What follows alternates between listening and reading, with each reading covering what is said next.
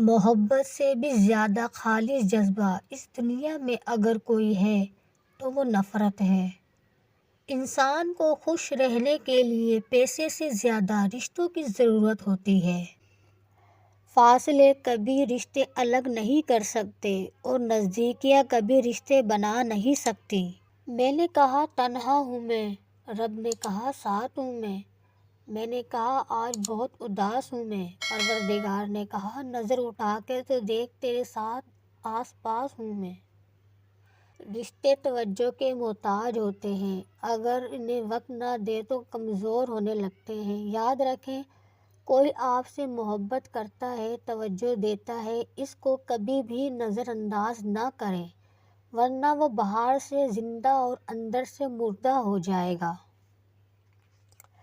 بیوی اپنے شوہر سے اس وقت تک لڑتی یا ضد کرتی ہے جب تک اسے پیار کی امید ہوتی ہے۔ جب وہ امید ختم ہو جاتی ہے تو وہ لڑنا بھی چھوڑ دیتی ہے۔ پسندیدہ شخص سے دل بھر سکتا ہے، لیکن جس سے محبت ہو اس سے دل نہیں بھر سکتا۔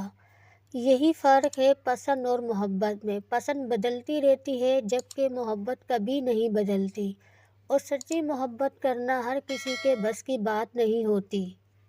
کیسے پتہ کریں کہ آپ کو کوئی یاد کر رہا ہے؟ جب کوئی یاد کرتا ہے تو کیسے محسوس ہوتا ہے؟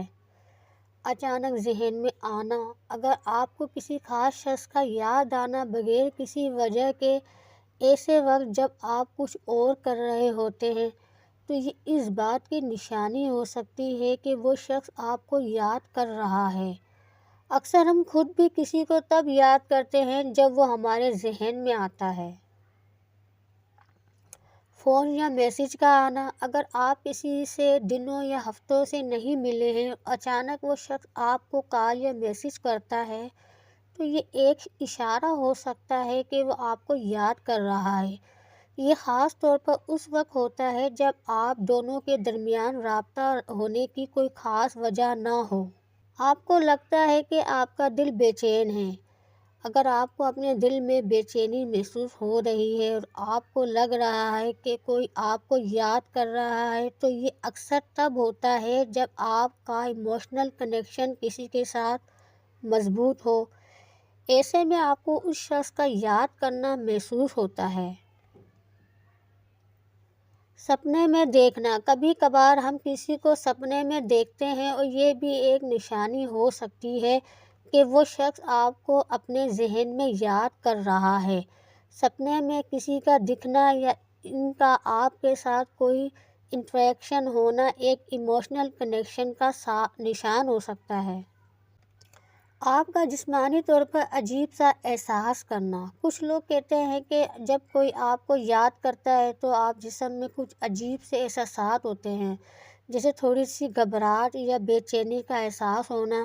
یہ فزیکل سینسیشنز بھی کسی کے آپ کو یاد کرنے کا ایک اشارہ ہو سکتے ہیں۔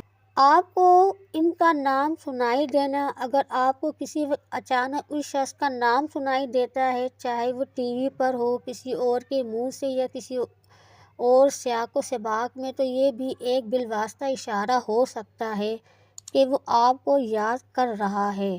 اکثر جب کوئی ہمیں یاد کرتا ہے تو اس کا نام ہمارے آس پاس بھی گزرنے لگتا ہے۔